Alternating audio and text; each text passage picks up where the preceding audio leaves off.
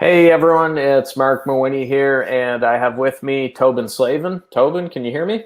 I can. Thanks for having me, Mark. I'm excited to be sharing this. Yes, and I am glad to have everyone here. I know it's Friday, late in the day, the weekend's coming up, but that shows that everyone's serious. So before we kick off, Tobin, I just want to make sure everyone can hear us okay. If you guys can pop a quick note in the chat box, and I will be monitoring the chat box while Tobin's presenting, but if you could let us know that you hear us loud and clear, we would appreciate it. And there we go. I see a bunch of people in here. Hal, hey Shem, nice to see you in Ontario. Martina, Leslie, Christine, and lots of folks that I recognize. Gloria, Maureen from Moncton, my hometown. I believe that's Maureen. And yes, they can hear us, so we're all good. So we're going to kick it off, guys. I like to get started right away. As mentioned, I have with me Tobin Slavin, and today he's going to be showing you how you can get more results from LinkedIn. And I've gotten to know Tobin really well here, but I didn't know him up until the last few months. And what he's going to be showing you today, he utilized that with me to build a relationship, and he did it the right way. It wasn't spammy or salesy or anything like that. He just approached me the right way, and I'm glad that he did. So Tobin's going to be sharing some great stuff. As I said, I'm going to be watching the chat box. If you have any questions, please pop them in there, because he'll be sticking around for Q&A at the end, or I might even jump in and interject if there's something I think should be addressed right away. So without further ado, Tobin, I am going to turn it over to you. Well, I appreciate that, Mark. And I also appreciate you saying that, because I have a lot of respect for what you built with Natural Born Coaches and the coaching jungle. So to hear those words from you, that means a lot to me. Folks, I'm going to jump right into it. I do a lot of webinars myself too. I mean, watching webinars so that I can learn new ideas. And one thing you're not going to hear from me today is a whole lot of information about who I am and what I do.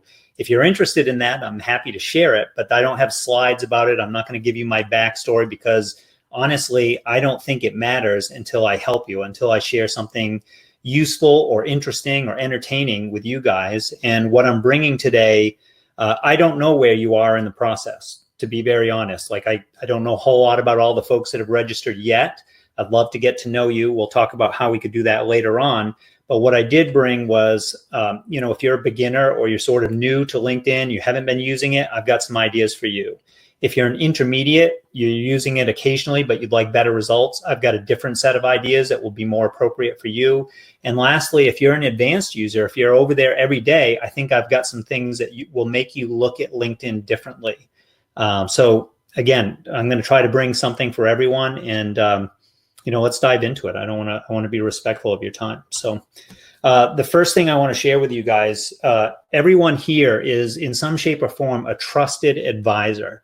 That usually means sharing like a signature program. So that's who this is for. If you're in the e-commerce space, I don't know your business as well. I tend to work with coaches, consultants, expert-based businesses. So a lot of the examples that I'm going to be sharing are along those lines. How it applies to, for example, e-commerce or B2C markets might be slightly different. So just wanted to give you that awareness up front.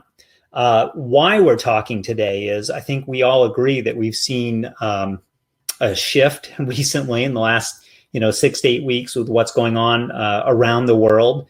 And usually people say, well, winter is coming. Well, it's here, folks. And I don't mean the season. I mean, we've seen a dramatic change in our business and our selling environment. So I'm going to address, what I'm sharing with you. This is the work that I do day to day, and I want to share with you what we're doing.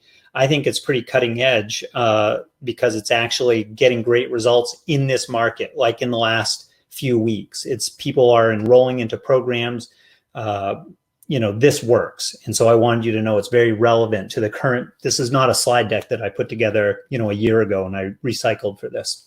Part of that, one of the reasons why this works so well is because the uncertainty for folks is at an all-time high. None of us really know what's coming in the next 6 to 9 months, even a year out.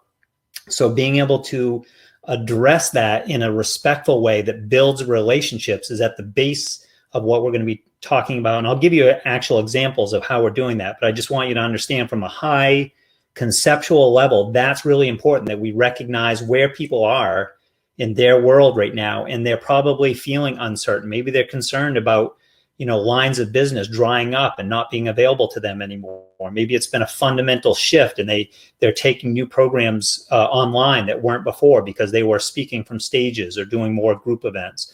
So that uncertainty is high. We've got the right antidote to that, and I'll be sharing, why that's important. And lastly, I say we're all back in startup mode.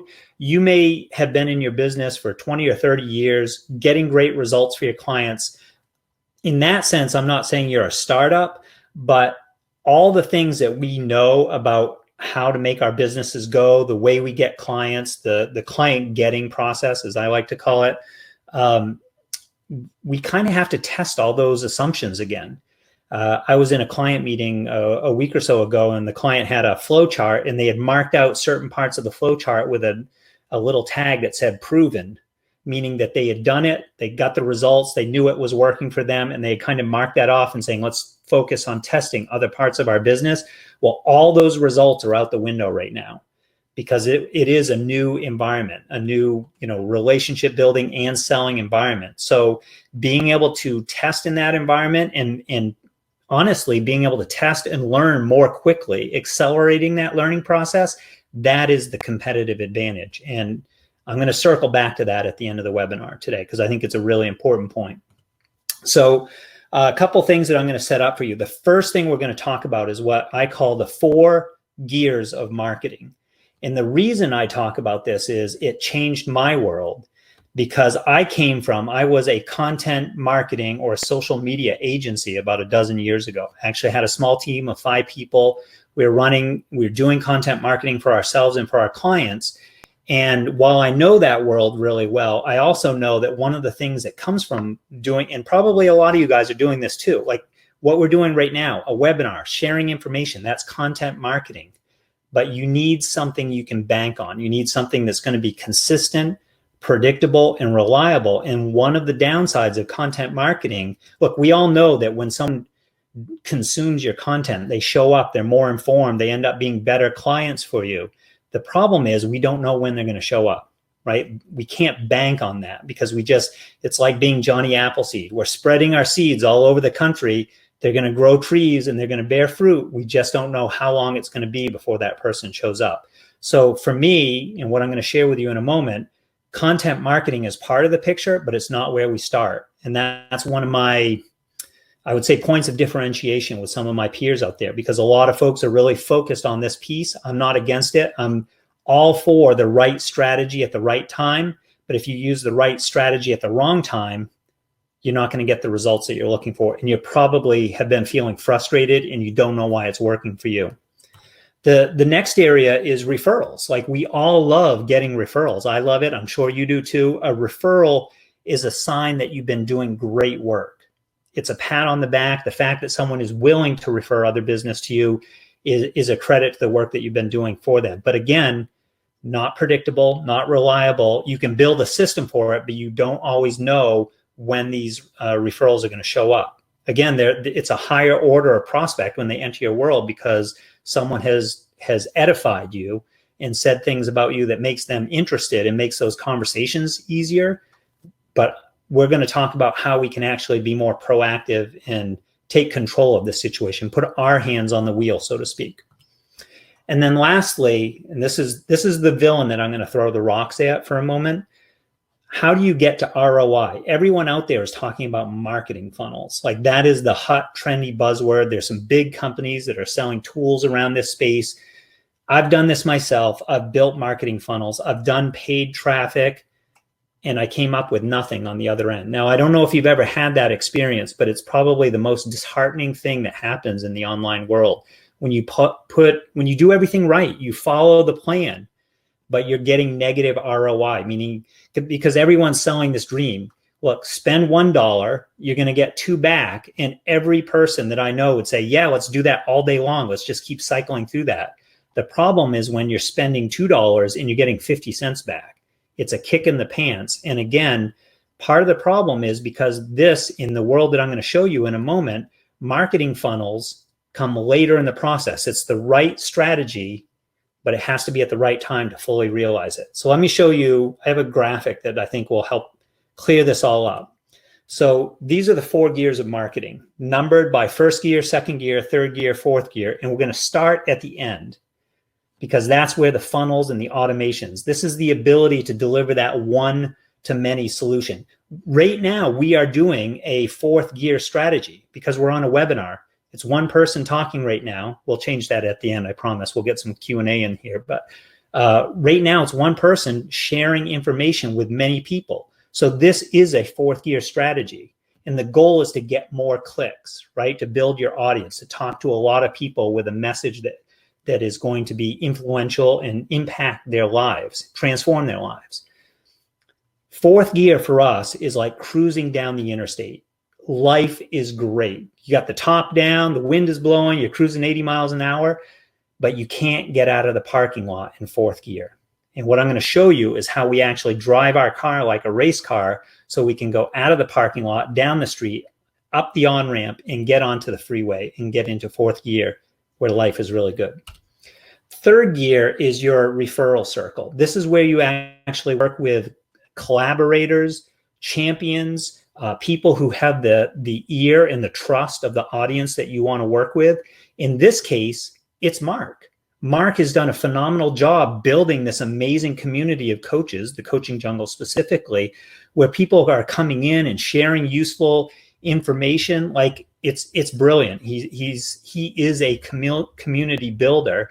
And because of that, because of my reaching out to Mark, we're able to do what we're doing today.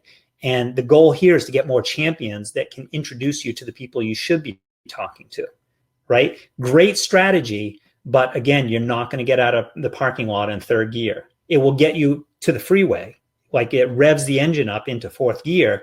Once you have a really good referral strategy in place, it's going to make that funnel work really well. But it's the first 2 gears that are going to set this up more than anything else.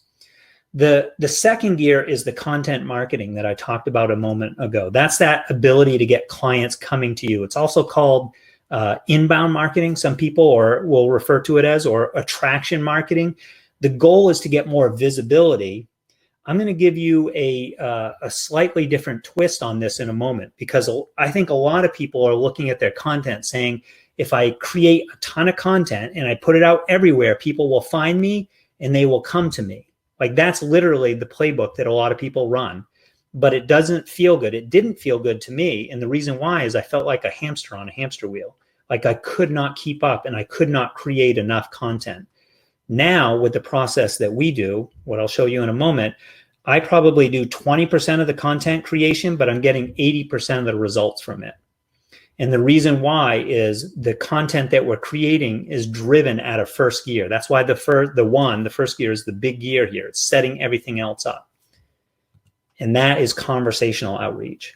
And the goal here is to get more conversations. And this matters because when we have conversations, like real dialogue with people, when we do that, all of a sudden we get to hear, like, what do they actually care about? And they'll use phrases that we never even thought of. If we go to market with what we think is the best solution, most often we're a little bit off, because if you're like me, you get a little nerdy about the topics that you care about, the work that you do. And so you look at it through the lens of your experience, as your expertise. You see it from all those years that you put in there and the impact that you know you can make, and you don't see it with beginner's eyes. But when you go out and talk to your people, they'll actually use phrases and it's like, oh my God, that's the perfect way to describe what we're doing here. And they will literally write your headlines. They will write your sales letters for you. And when you do that, all of a sudden the content marketing works better. The 2nd gear, right? You've revved up the engine in 1st gear. All of a sudden the content marketing is much more impactful because you actually answer questions that they asked you directly. Like you didn't guess at what the questions were, but they told you, I really need to understand this. You go answer that question, and all of a sudden people flock to that content because it came out of a conversation. The referral partners want to work with you because they see the other 2 gears working, and they see people are paying attention, that you have real attention and engagement. And ultimately, all this marketing machine, when you start using those kind of headlines, your funnels and your automation works better too. And that's how you get a positive ROI. So none of these are wrong strategies. it's most often a wrong order, and people are trying to build the funnels and automation first, and they don't realize they could set it up for themselves more easily. Does that make sense for folks so far?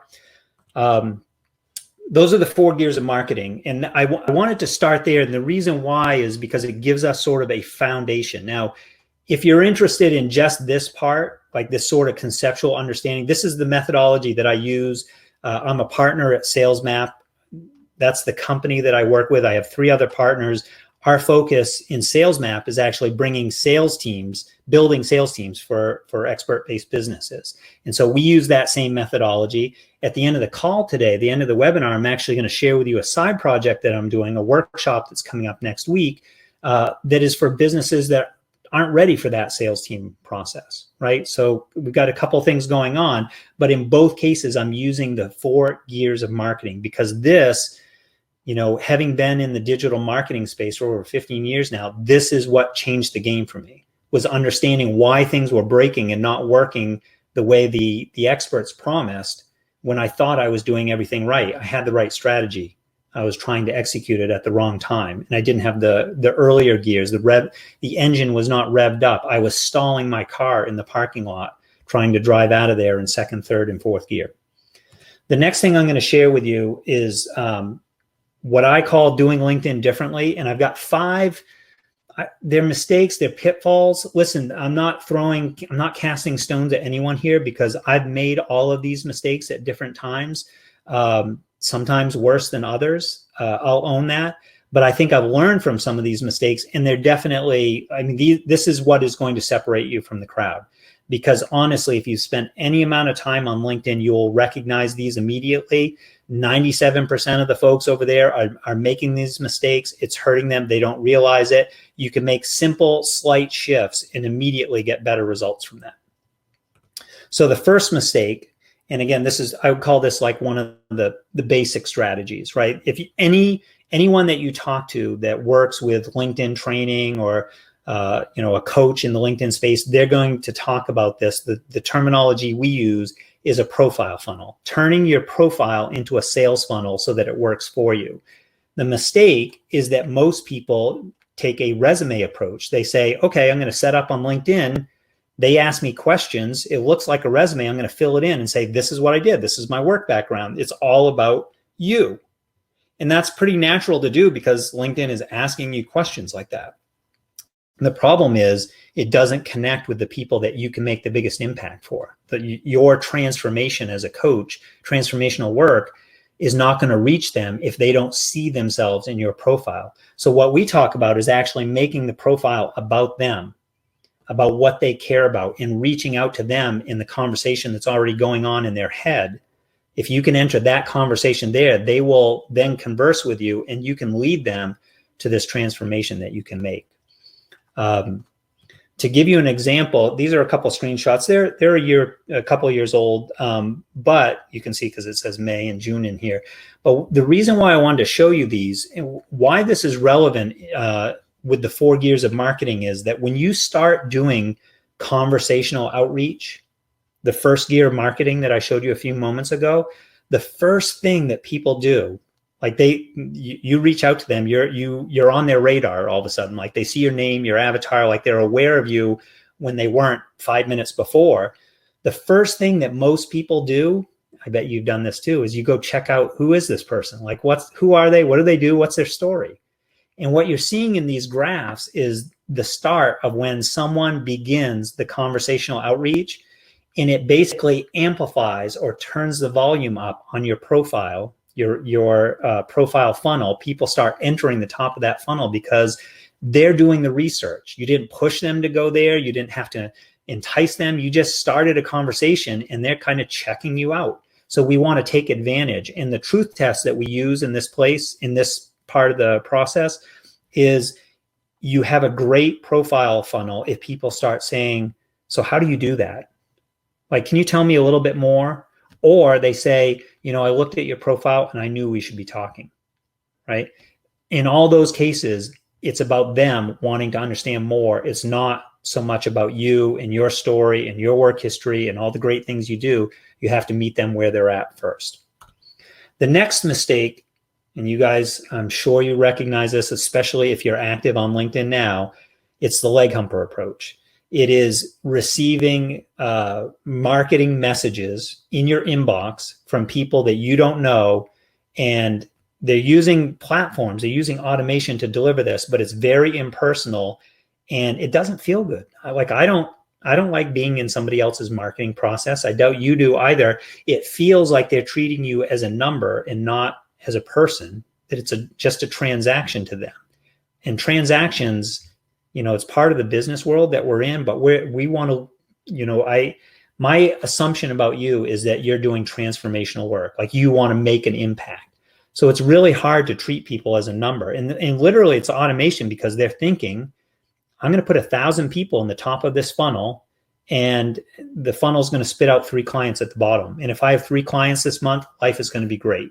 I'm going to take my family on vacation. Like, that is the thought process. What they haven't factored into this is that outside of those 3 clients, that first of all, those 3 clients are so not discerning, like not ideal clients, because they'll basically work with anyone if they come through a marketing process like this. That's one thing. They're not great clients, but you've also pissed off probably over 950 of the other people who made a mental note and said, this person did not care about me enough as a person to actually respect who I am. They treated me as a number. So they made a mental note, when I see this person's name again, let's run the other way. Let's avoid this person. They don't respect me. That's not the impact that you want to make. And people don't, this is the downside that they don't realize. They're thinking about a marketing process from their perspective. I need to get clients, but they're not thinking about this unintended impact. And another thing people don't realize about the automation is it's actually prohibited. This is LinkedIn's documentation. Now, I hear some people out there saying, well, wait a minute. I'm on a platform. I'm running automation now. They've told me it's okay. They've showed me every way, like how they're doing this. They follow the LinkedIn rules. These are the LinkedIn rules I'm showing you. And LinkedIn knows when you're using these other platforms. They could, because they're browser extensions and things like, they can see the pattern of activity, and they are cracking down on people, probably not consistently. And that's why there's still some of these companies out there running. The risk is not worth the reward. Be aware of this. By the way, it says 2 months ago, it's over a year ago that this is not a recent rule. It's just a screenshot that I happen to have, but it was November of, 18 months ago, I guess, something like that. Hey, Tobin. Yeah. Can I just jump in here? We had a great question from Leslie on that point. She asked, are you referring to chatbots or something else? So I haven't used Tapbox. There's a whole bunch of these companies. And usually what they do is they're working with the LinkedIn API. They're able to pull information in through your inbox, and they'll allow you, think of it like MailChimp, but for your LinkedIn messages. Got it. They will help you connect with people, and they will help you send messages, and they'll let you fill in personalized information like the person's first name, or maybe their company. Or I see that you and I are both connected to Mark Mawhinney, and it's actually insert, common connection here. And so it's personalized in that sense. But as sophisticated buyers, which we have become, a lot of us have become online because we're making more purchases online, we can smell this stuff out. Like, we can smell it coming. So people know when they're in one of these processes, and LinkedIn knows it's a bad user experience, and that's why they're cracking down. Great. Well, hopefully that helps, Leslie, and thanks. Jean had mentioned a few things like Duck Soup and business-to-business solutions, Octopus, and so on. So thank you for that as well. Okay. Sorry about that, Tobin. I just thought it was important. Great questions. I don't want to get into, again, I'm not going to knock anyone else's business. They're doing the best they can. I will tell you, I've made this mistake. A couple of years ago, we were testing automation because my background actually came from marketing automation. Like, that's what I learned first. And then it's like I was playing for the bad guys, and I realized it, and I left that team and joined the good guys, the white hats. That's kind of how I feel about this. And so I've run automation platforms a couple of years ago. What I can tell you is, having seen the responses, it doesn't feel good for the people on the other end. And I don't like it when people do it to me. And that's why we're 100% human powered. I would call it human-powered automation, because we have a great process. It's just not push a button and send out spam messages to people, especially when those messages can break, like the technology can break. Agreed. The next thing, and this is where we get sort of into intermediate strategies, because I'm going to share something that a lot of people may not realize. This is true I'm talking about LinkedIn now, but it's actually true on Facebook and other social media platforms. If you are using a tool like Buffer or Hootsuite or something where a content calendar that lets you auto post to your profiles, you're actually getting a fraction of the engagement that you could. We stopped doing this a year or two ago because we saw our reach plummeting. And the minute that we started just directly like going on LinkedIn and posting something, now I still, have a plan and I know what I want to do, but I'm not using one of these other platforms to auto post to it. I'm actually just physically going on Facebook, going on LinkedIn and posting. The engagement numbers were substantially higher, right? So you can't create distance between you and the people you want to talk to. And this is also true, for example, if you're sharing links. The minute LinkedIn, when you share a link, let's say your YouTube video or a blog post on LinkedIn, they read that as, okay, this person is trying to steal LinkedIn users away from our platform and take them somewhere else. So let's not show this to as many people because it does not serve our interests. That is the algorithm, the math formula that's running in the background. So what we do, and again, I can share some examples with people who are interested in this part of the topic. We actually ask questions. Like, we create content that is specifically designed to create dialogue because it's the dialogue that drives sales and builds deeper relationships. So it's all about creating content that is conversational, or what they call dialogue marketing, instead of curating content. I used to run newsletters as part of our social media agency. We curated a ton and we were really good at that. But the curation playbook is not the right one unless you're going to share information. You found a really great article or resource and you talk about it conversationally and you say to someone, if you're interested in this, let me know and I'll get you that link. That will create engagement on LinkedIn or Facebook. But if you just share the link, you're actually hurting your reach. The next thing is mistake number 4 is what I call the search approach. A lot of people talk about, do I need Sales Navigator? Is it worth spending the $80 a month, $90 a month, whatever it is? I actually don't use it any longer. I got at it. We tested it for a while. Search Navigator is a paid level of LinkedIn that gives you additional search fields and the ability to see more information about the people you're trying to connect with. But let me tell you an alternative. Let's say that you're in the I'll say the digital marketing space. So Gary Vaynerchuk, Gary V, is like one of the big names, as an example, right? What if you just go and find a Gary V post and you see there's, over 200 comments down below? Those are people that are interested in that topic. You can actually go down through, hover over those people's names on LinkedIn. This is one of the great things about LinkedIn is you get so much intel about who that person is. And you can actually go down through. I'm not saying spam people in the comments. I'm just saying, look at who they are. Does it make sense for you to try to connect with this person? Do they match up with the type of people that you work with? Do they look like the kind of clients that you work with? Maybe you work in a coaching space and you can do the same thing, personal development, life coaching space.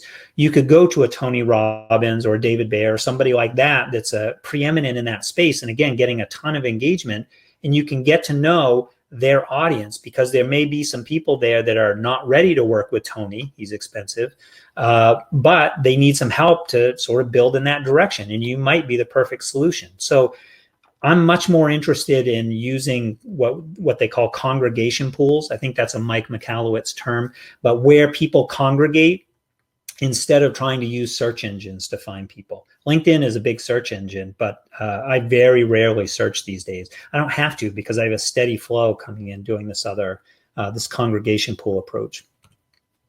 And then the 5th mistake that we see, I think this is maybe more common if you've been around LinkedIn at all, but we see people using this dating analogy, they try to go too fast, too much too fast, and they immediately land in your inbox with a really long message, and there's a link at the end, and they're saying, hey, let's book a time. And you're thinking to yourself, why?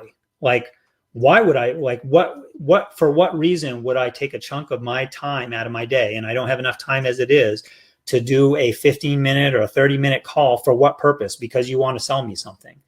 Like, this is literally the person that's in their mindset. They want to get results. They want to go home. They want to go back to the hotel on the first date. And you're not going to get married on the second date either. We're talking about building real relationships. And there is a process. I'll actually show you how we do this in a moment. But people have short shrifted this real relationship building, having a real network, and they don't have to do it because it's much more effective.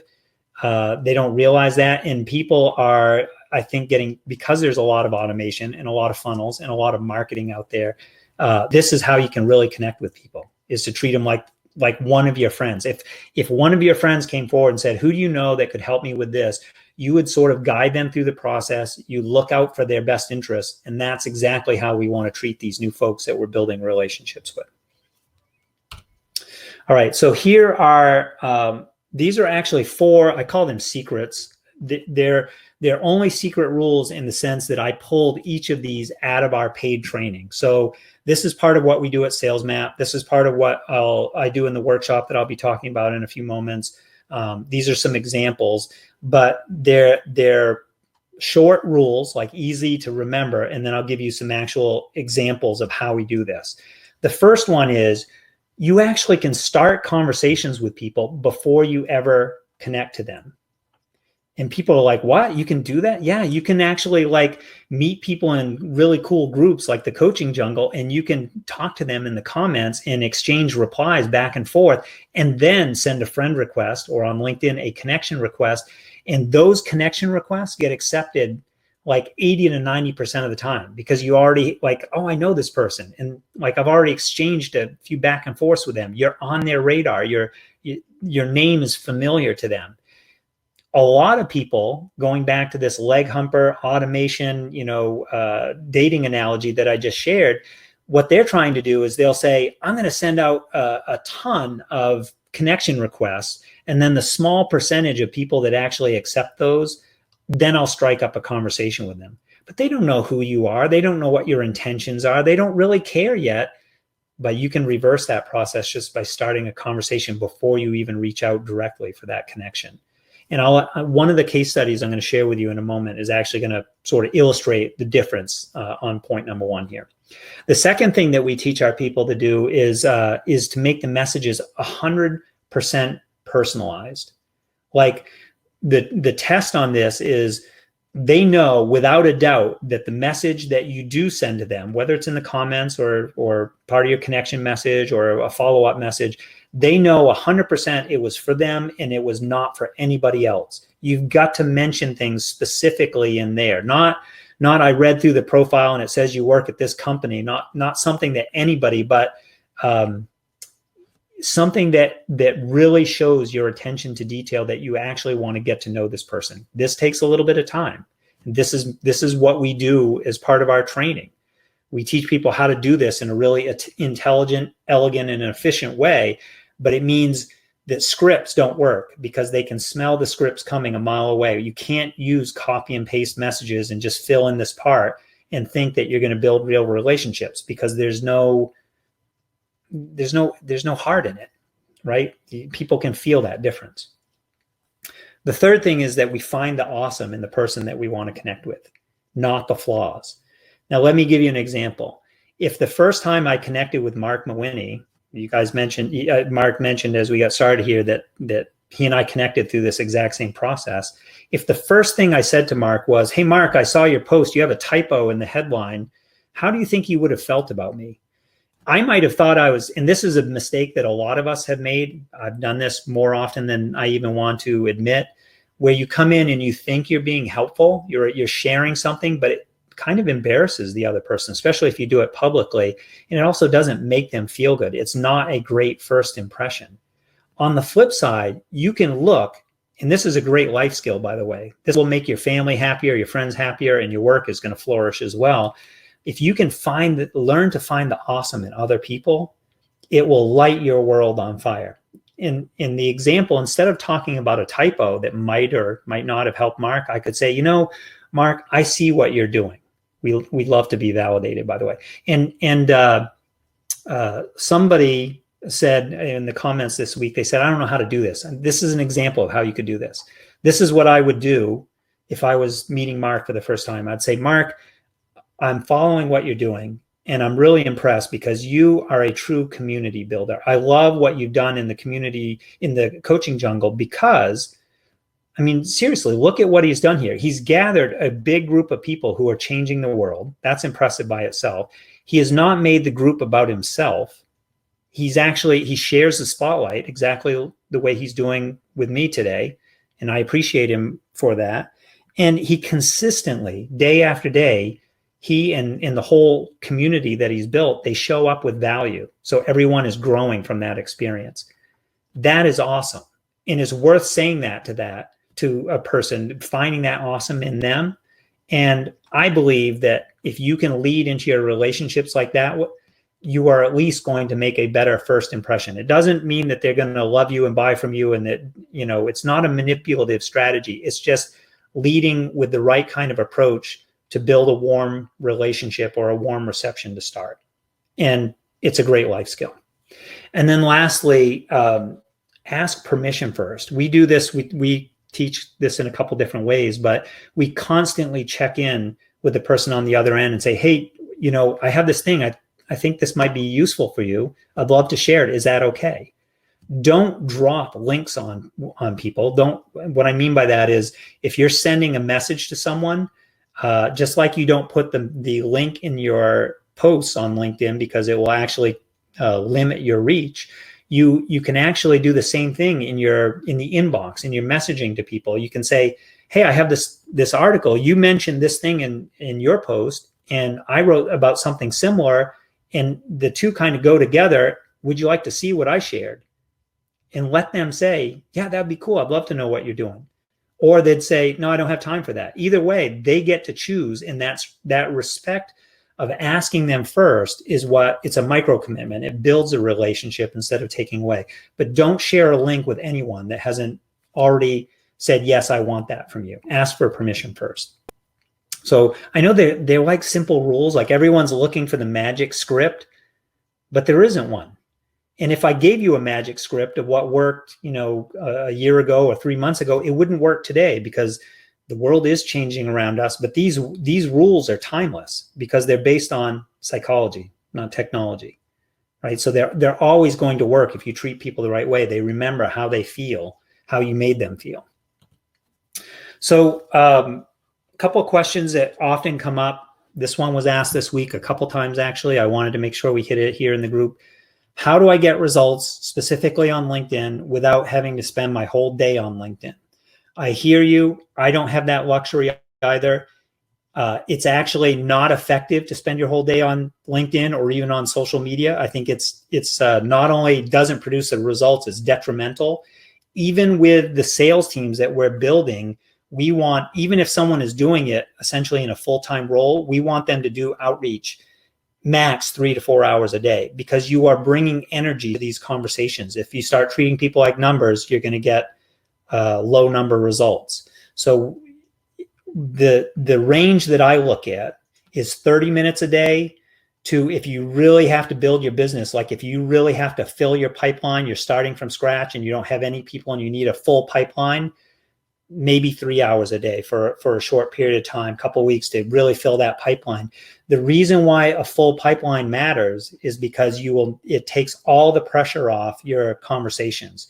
You don't get, I'm struggling for the word, but you're not desperate when you enter you're not trying to make something happen that shouldn't happen. If you have a full pipeline, you meet people, you build a real relationship. If they're not a fit, you're okay with that because there's someone behind them coming along who could be a better fit. But the general rule that I use for myself, I book an hour a day. And just like you, I have days where I'm thinking to myself, I don't have time for this. I've got a ton of stuff to do today. So I have an Apple Watch. I set a timer on my watch for 30 minutes. And then I put my head down and I say, I'm going to do this at least for 30 minutes. So I'm constantly building relationships. I'm reaching out to people, sometimes new people, and sometimes I'm looping back to folks that I've talked to before so that I can stay top of mind. I'm not pushing send like an easy button and blasting a ton of people and thinking that's going to do anything for me. I'm reaching out to them and checking in with them. Hey, what's going on? Last time I talked with you, you were doing this. How did that go? How did the launch go? Did it produce the results you were looking for? And I have those notes in my CRM. It's a real relationship. I'm treating them the same way I would family and friends.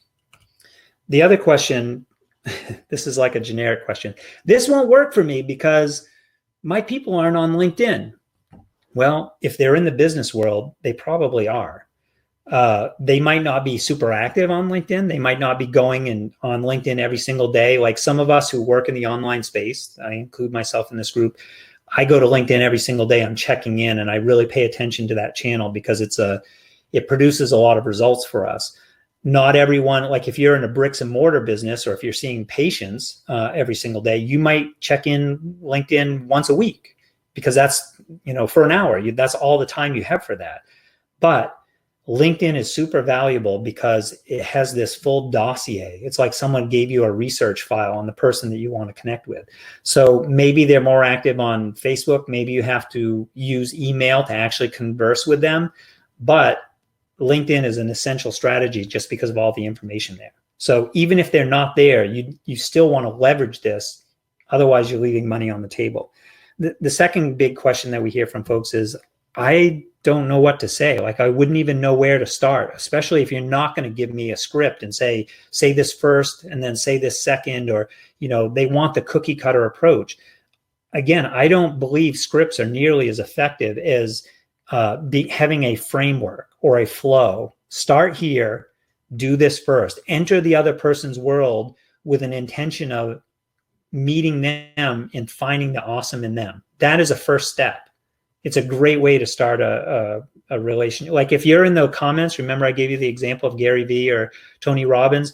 Like if someone says something really awesome, makes a great comment, they share something that, like, tell them it's awesome. And don't just say that's awesome. Say, I love that you shared that because, and then fill in after that in a way that's very personal to you. And 100% they know that's about them and the impact they made on you. And they feel really good about that because they also probably want to transform and make this a better world.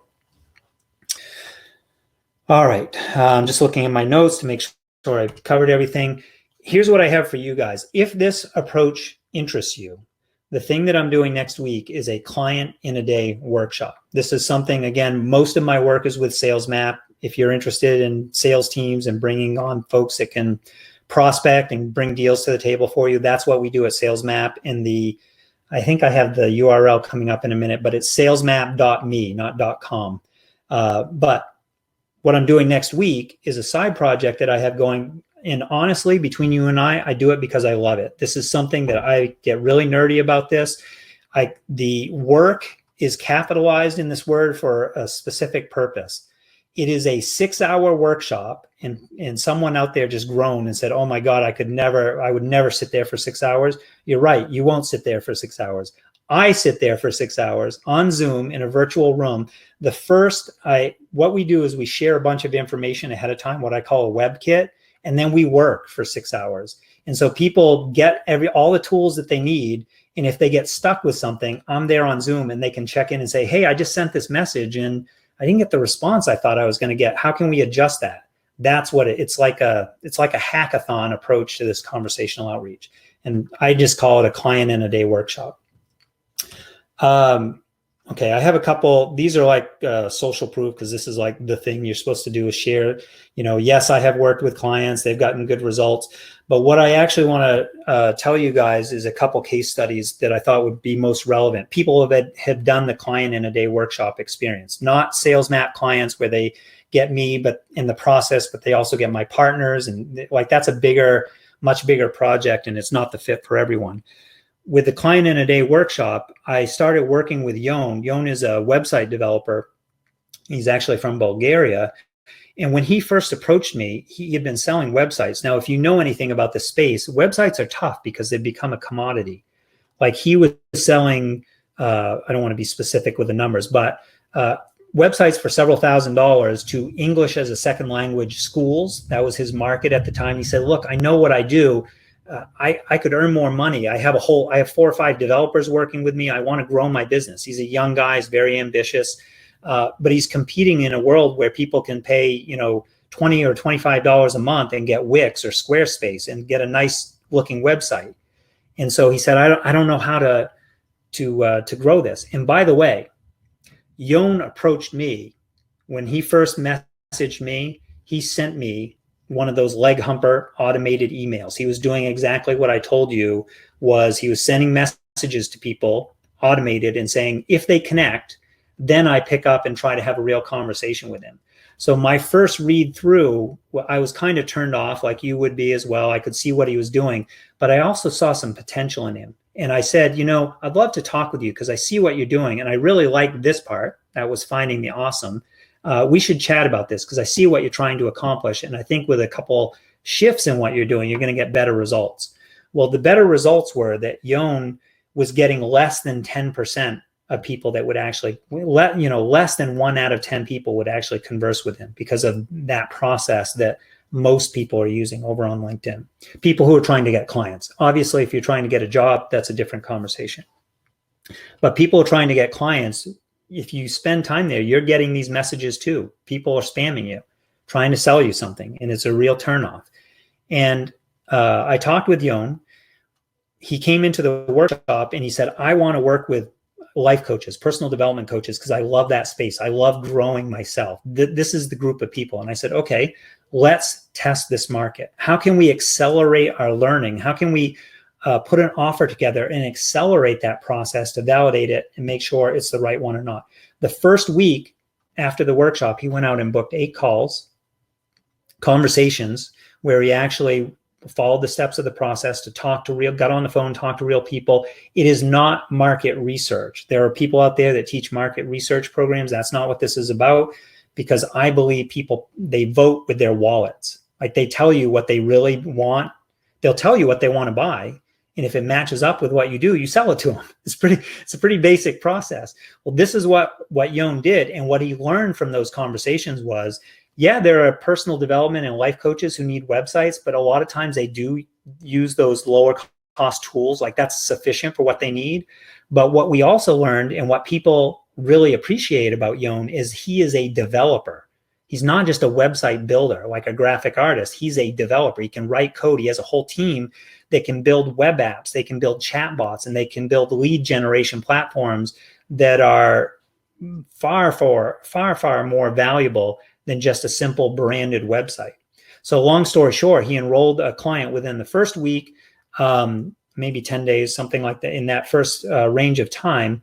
And that line of business, that one small project, I would estimate from talking with Yon that this is probably going to end up being a $250,000 of a new line of business for him. Not from one project, but because of the door that he opened on this specific project. I have a little insight into that. I don't want to get into the specifics, but it is going to be a big opportunity, and he never would have found this without the conversations. I do have a couple other case studies. We can talk about more examples, but I want to give you guys, so client in a day workshop, it's less than $1,000. There's no sales, there's no pitch here. If you want to see what the details, I'd love to chat with you. I'll ask you a couple questions. If we think it's a fit, I'll share the details. It's really simple. This is what I do. I converse with people. I don't send them to pages and try to beat them up with headlines. And this isn't a ploy to get someone on the phone. Literally, I'll just chat with you. If it makes sense, I'll share the details. If it doesn't make sense, I'll tell you that up front and share what I know that might serve you more. These are the best ways to get in touch with me. Right? You can tag me in the Coaching Jungle. I'm active in there too. I'll answer you. I promise, because that's what I do. I chat with people, right? You can find me on LinkedIn if you prefer that. Actually can show you a couple things that you might find really interesting, because you guys, what a lot of the folks in the Coaching Jungle, you guys are experts in your space. So the work that you do is very much in alignment with what we do as well. So we have some things coming down the road that you're going to want to know about. specifically for LinkedIn. I'm also active on Facebook. Happy to chat with you there if you prefer, or you can just email me directly. And this was what I was telling you. It's salesmap.me, not .com. Mark, that's kind of how we doing in the chat. I haven't been over to listen. Yeah, we had a couple of questions. Rivers just asked if that was U.S. or Canadian. Which number? Oh, the less than $1,000. I'm in the U.S. So yes, it's less than $1,000, but it's U.S. currency. Got it. And actually, Rivers had another question, which I promised to get back to, and I'm just trying to find it. We had a lot of chatter which is great. I'm glad to see a lot of conversation in the chat box.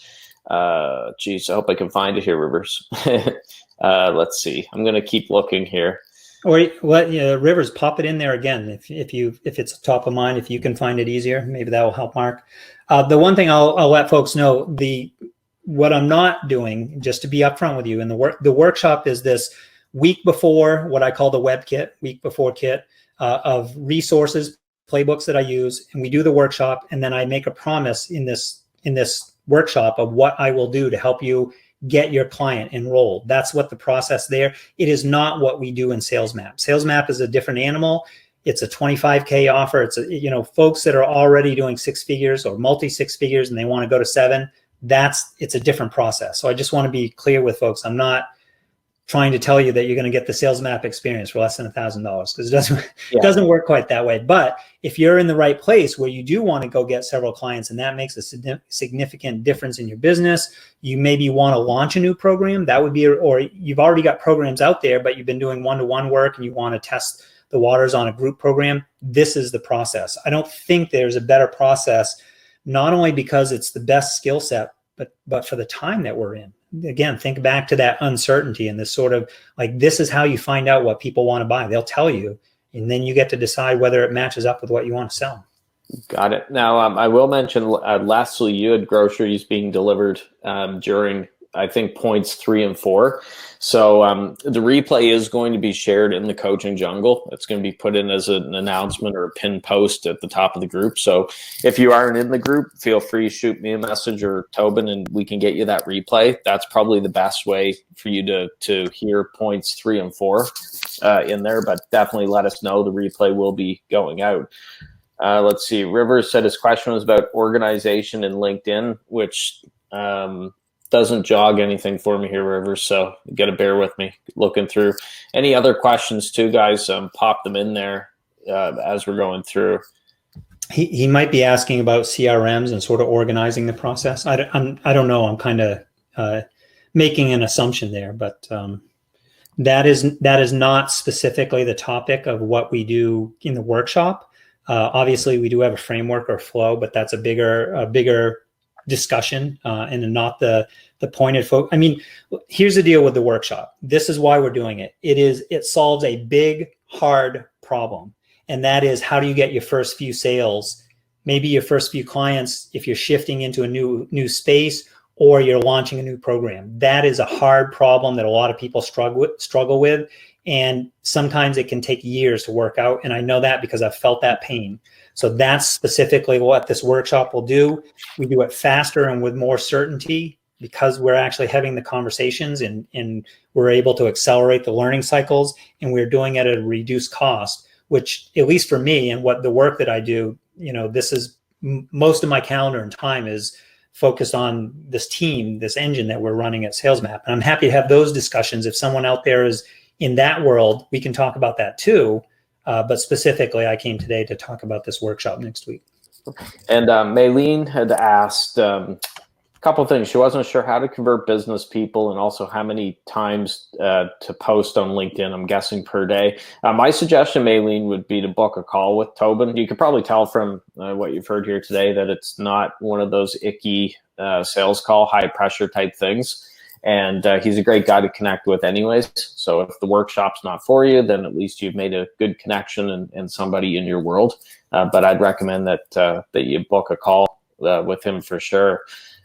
Leslie had said, so the key to conversational outreach could be asking a thoughtful question, something that will cause them to stop and comment. Any thoughts on that, Tobin?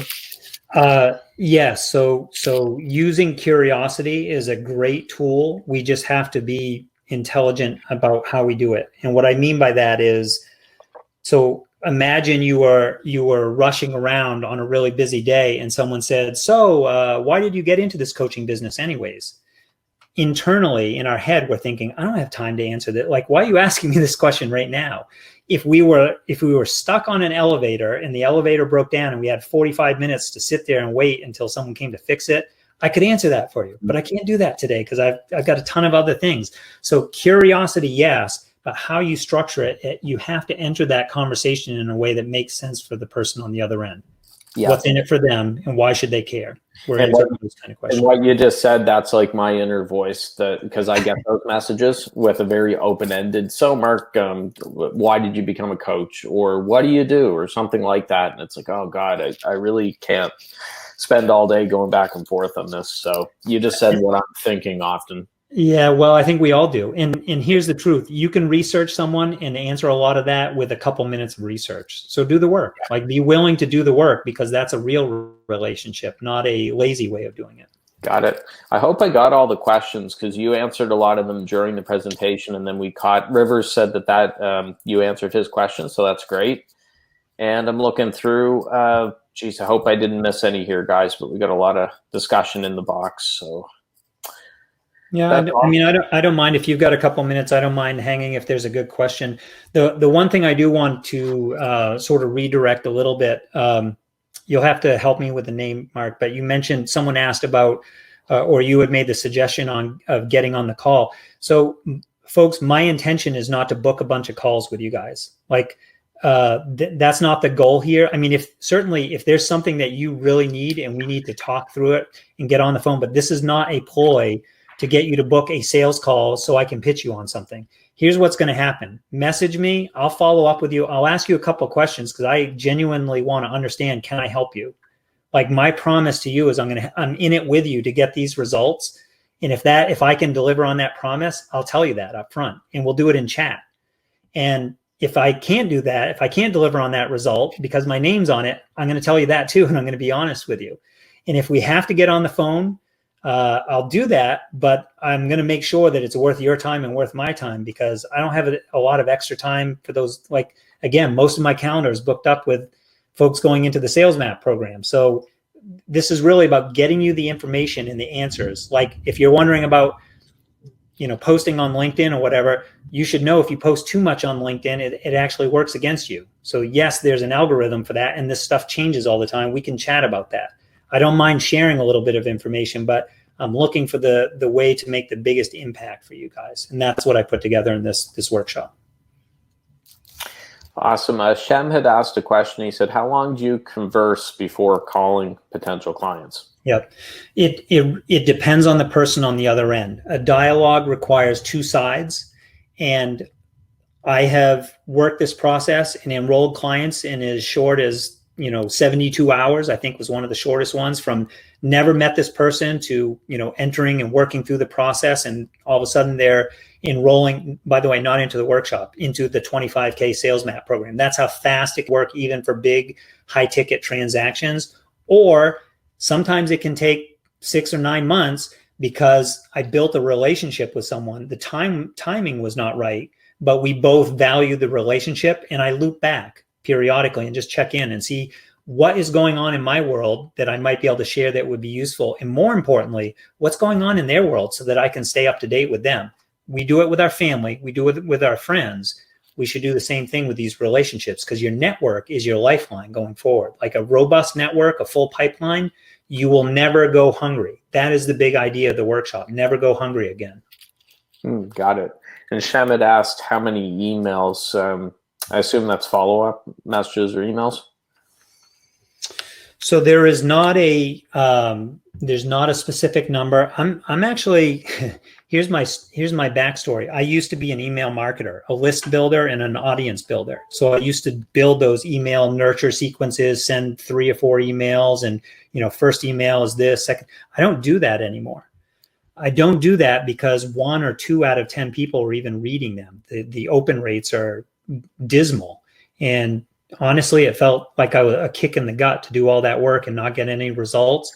So the emails that I'm sending now look very much like the same kind of exchanges that I have on Facebook, on chat, SMS, like text messages, or on LinkedIn.